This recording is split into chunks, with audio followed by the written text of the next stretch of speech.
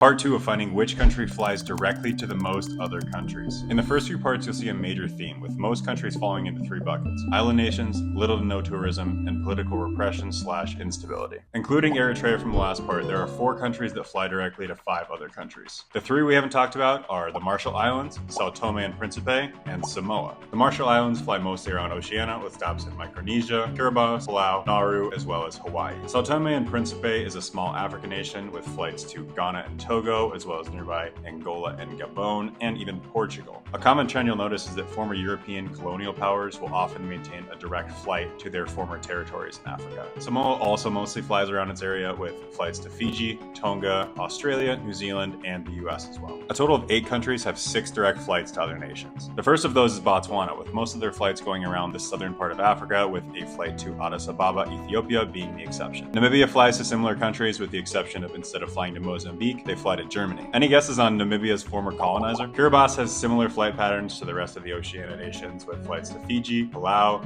Nauru, Australia, Marshall Islands, and the US. Our first Central American country is Nicaragua, which has flights to the US, Mexico, Guatemala, El Salvador, Panama, and Costa Rica. The Solomon Islands venture a little bit outside the Oceania region, with flights to Malaysia, Papua New Guinea, and China, as well as flights to Australia, Fiji, and Vanuatu. Our final Oceania country for a while is Nauru. Nauru has flights to Australia, Fiji, Micronesia, the Marshall Islands, Palau, and Kiribati. The last country today is African island chain Comoros. Comoros has neighboring flights to Madagascar, Tanzania, and Kenya, as well as flights to Egypt, Ethiopia, and former frenemy France. That's all for part 2. Drop a follow if you guys are enjoying these. It took well over a dozen hours to compile all the data for this, so I appreciate all the support. I'll see you in the next one.